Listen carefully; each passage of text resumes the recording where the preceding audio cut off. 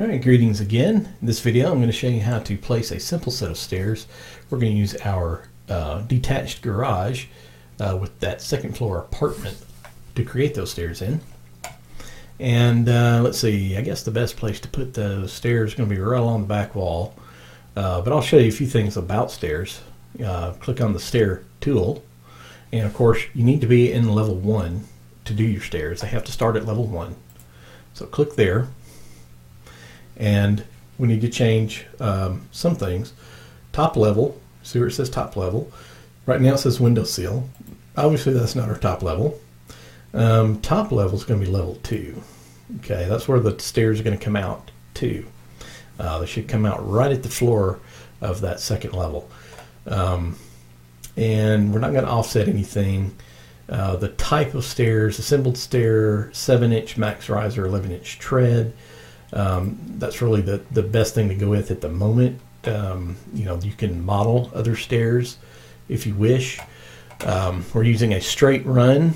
There are others. You can do spiral, 2 different types of spirals there, and then L-shaped winder stairs. Those are winder stairs, are kind of like switchback stairs that do not have a landing. Our switchback, we use the straight stairs, and I'll kind of show you how we do a switchback.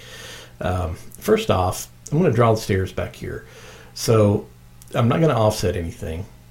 My actual run width is going to be 3 feet because that is code. Your stairs have to be 3 feet wide as a minimum.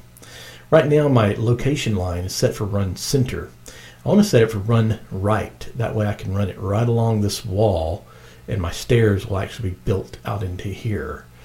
So I'm going to do run right and start them about right here. Now I can click these and just run it all the way out and put all of my risers all the way to the end, just like so. Or I can do about half of them. Say I want to do a switchback. Say I put about half the risers, 8 risers, and then I come over here and I want to run in the other direction, and it will create the landing for us already. You see where the landing is at. Okay, but let's back up and not do that type. We're going to do just a straight set of stairs. So, and I'm still at run right. So I'm going to come here and we're just going to run it all the way out. Okay, now you got to back and make sure that that you come out at the right level. Desired number 16. I think I need more steps than that. Let me click the green check mark. And I'll show you what you need to look at to make sure that you got this correct. You're going to go to the View tab, create another section, and you're just going to draw it right there across your stairs, right through your stairs. And somehow I'll get out of that. And double click. And actually they came out, I think, just right. A little bit short, maybe. Okay, let's see where our level 2 comes to. No, it's right. It is correct.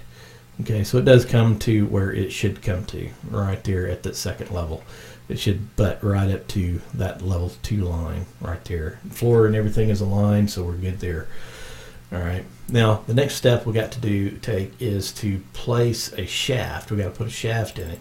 So go back to level 1, and there, go to the Architecture tab.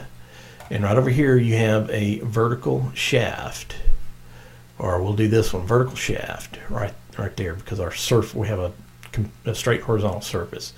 So I'm going to click on that,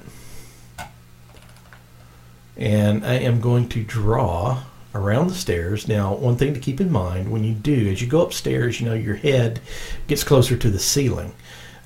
You must maintain at least 6 foot 8 inches all the way up. Now, normally we have an 8-foot ceiling, which is great. We don't have to draw this shaft all the way back to the end, but probably to one of these 2 steps right here. Typically, I just go ahead and draw it all the way back and just cover the entire stair. Okay, so now we just drew a shaft. Base constraint level 1, -1, unconnected 20, and we will adjust it manually. So I'm going to click the check mark And we're going to go to a 3D view with it still selected. And I messed that up. Okay. Double click 3D view. Still didn't work. Actually, I could probably do it from this level right here. Okay, so now I just clicked and that's my shaft.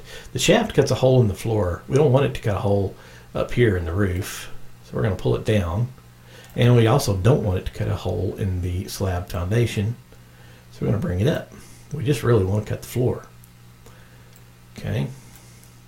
And that will do it with that. So now we have that shaft cut out. Let's go look at a 3D view. All right, now I'm going to do a little trick here, something I don't think you've seen yet. And I'm going to come over to my properties panel and create a section box. I'm going to click the check mark right there in section box, and it creates a box. And I'm going to roll around a little bit, and I'm going to cut this through right there so I can look at my stairs. Now you can see the shaft was cut out successfully. Stairs come all the way up to the top successfully. Everything is good to go. Okay, and that is how you do stairs. So we got stairs in our garage. I may end up extending the garage a little bit further out this way because I just robbed 3 feet from it. So you probably want about a good 24 feet of space for your car, especially if you have a bigger car. And of course, we always like space. Extra space is good. Okay, so that's it. I mean, we got stairs. We've learned how to do 2 stories.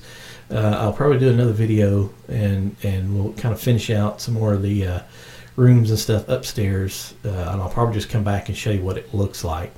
A couple of things to keep in mind with stairs is you got to have 36 inches of clearance from the front of the steps to any wall or obstruction, and also at the top from the stairs to any wall or obstruction. You got to have 36 inches.